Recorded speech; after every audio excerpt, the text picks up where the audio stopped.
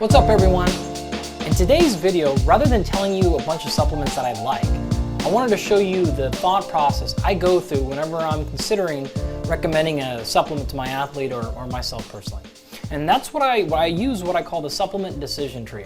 And this is something I developed, and it goes a little something like this. So number one, the first thing is we're going to try to determine whether or not the supplement is safe. Now, most things that have gotten through the FDA and things that are well known, like creatine, caffeine, etc., are going to be safe when you consume them at all reasonably, right? So anything that's taken at extremely high dosages beyond recommendations are going to be unsafe. So that's not really what I'm talking about here. The only things that are not fall in the safe category are maybe some of the things biohackers are doing, or supplements that are being used for their intended purposes.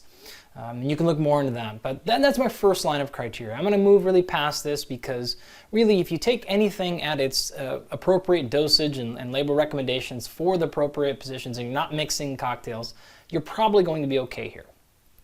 If it fails the safety thing for the most part, then the answer is obviously no, you're not going to take it. If it is safe, then I'll move on to the next criteria. All right, so let's assume it is safe, and that is work. And then this is where understanding supplements becomes very, very difficult, because defining whether or not a supplement quote unquote works is incredibly difficult. Now, I could go on for hours and hours here and probably honestly need to make a 55-minute video walking you through all this, but I'll give you a little sneak peek here. So a couple things that you need to do right now. So just stop this video and do what I call a philosophy check. So go ahead and read it on the screen here, and I'll give you a second. Right now, pause if you have to, because I'm going to move on. I don't know how to answer this question. In fact, there is no answer to this particular question. And this is why I call it a philosophy check, because this is not a decision about right or wrong. This is literally up to you and your philosophy. Some people say, in order for me to take a supplement, it has to have a huge effect. Some people say anything more than 1% is technically an effect. Why not take it? Those people aren't right or wrong. That's just their personal philosophy. And like I said, this is a really intricate conversation we could have. But at the end of the day, that's your choice. All right? So what I want to present to you is, okay, know the difference between data, what's the supplement do, what's the magnitude of effect most likely to happen, in what situations, but then whether or not you determine that as working, boy, that's really up to you, right? So a professional athlete might be stoked if a supplement gives them 2% boost. Your average gym goer is going to be pissed thinking they waste their money because they got slightly 2% better. All right, so that's really up to you. So let's move on from work because this is really what we're talking about. Right, here's a good example. You can see the cartoon there from hikingartist.com. Shout out to them, whoever the hell they are. But a screwdriver, if you try to use it to hammer in a nail, it's a terrible tool. So technically you could say a screwdriver doesn't work. Right, when in fact, every supplement does something. It just may not work for the purpose you want. So you could be pissed at taking creatine because it didn't improve your marathon running distance. Doesn't mean creatine doesn't work. Maybe it doesn't work for that purpose. That analogy could be extended to basically any supplement. So many of the times I hear people say, oh, I took this and it didn't work. A lot of times I'm like, well, you didn't use it for the intended purpose. That's why. Or you didn't use it properly for long enough. You took it with the wrong things or the wrong combinations. So determining whether or not it works is a bit more difficult. What also makes this really, really complicated is the fact that you have the concept of the supplement working, so the ingredient, but then you actually have, is it active in the particular supplement you bought? And those are two separate levels that aren't necessarily always the same. One example here, I love the quote that in theory, there is no difference between theory and practice, but in practice there is. So for example, if you got stoked about ginkgo biloba extract, and you could look at the data and determine whether or not you feel like it works for inflammation, that's actually then different from buying a ginkgo biloba supplement, because you don't know if that's actually in the supplement you're buying, even though it says it on the label, and we have a huge problem with that, especially with like the herbal supplements.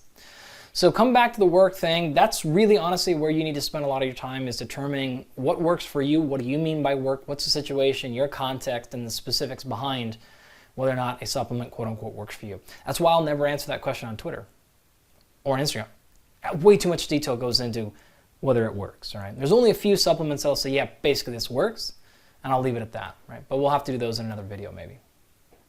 Once you've gotten past this whole work issue, you move on to the next step. If not, If you determine it doesn't work, of course, then you obviously don't take it. If it does, you move on to the next step, which I think people skip way too often. And that's lifestyle or food. So what I mean by this is you need to determine if the problem you're having can be fixed with whole food first or a lifestyle intervention. In my opinion, 99% of the time, that's the better step rather than taking the supplement. The easy example I've given 100 times on podcasts and in my book, Unplugged, vitamin D. So if you get vitamin D level checked and you are low, well, one solution would be to take vitamin D supplements. The better approach, though, is fix your nutrition or your lifestyle. Get out in the sun more.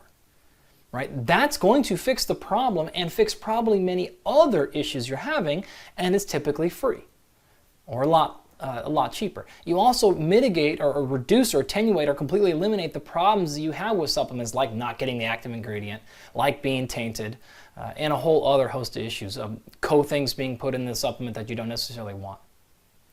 So the default should always be, can this be fixed through lifestyle or nutrition? If you feel like you can fix it through lifestyle and nutrition, don't take the supplement. If not, if you feel like, for example, creatine, this is not something you can necessarily fix through exercising more.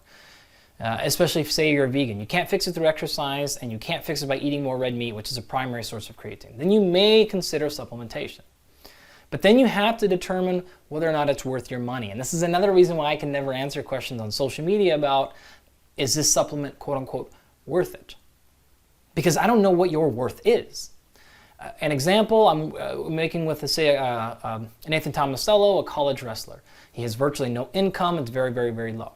So for him to pay $1,000 a month for a supplement regimen that gets him a 3% boost, it's not worth it. There's more things we could do for $1,000 that would improve his performance, probably more than 3%, like hire a full-time physical therapist or massage therapist, whatever, right? Now, another individual, Trevor Bauer, professional baseball player making $15 million a year, it's worth it, right? And so whether or not a supplement is worth the money is large part determined by how much damn money you have and how bad you want that improvement. So I can't really ever answer that. And so that's another thing you need to consider, is balancing this. Well, okay, it's a 10% improvement probably over 6 weeks, but it's $100 a week for the supplement. Some people, that's no big deal. Some people, that money could be better spent hiring, say, a full-time nutrition consultant or a dietitian, something like that. So if it's not in their affordable plan, then the answer is no. If it is, then the last step here is actually what I call try and see. So we still really never know any supplement is going to work or not until you try it, because we have a lot of inter and individual differences between people, genetics, lifestyles, background, age, etc. So there's no guarantee, even with things that are probably the most well demonstrated to work, caffeine, creatine, etc., they still don't always work great in every person. So you have to not just give blanket recommendations, but really implement it and then see if it's actually working or helping. Okay? Outside of this, if you're looking for places to go to see whether or not, how much does arginine help? I want to know what percent can I expect improvement in beta-alanine. You can go for a couple of different places. I recommend examine.com. It's a website that is fantastic for providing you all the peer-reviewed evidence on any particular supplement, basically, how strong the evidence is and the magnitude of effect. So that's a very good place. I don't have any financial ties with those guys or anything like that, so that's just a free plug for them. This is good. Then when it goes to purchasing the supplement, I would look for anything, if you work with an athlete subjected to WADA or USADA testing, under what's called informed choice or NSF certified or anything like that, right? And you can see various websites. You can go, you can search these websites and find creatine that is NSF certified or informed choice for sport or whatever it happened to be. So that's it for now. I appreciate it and hope you enjoyed. See you.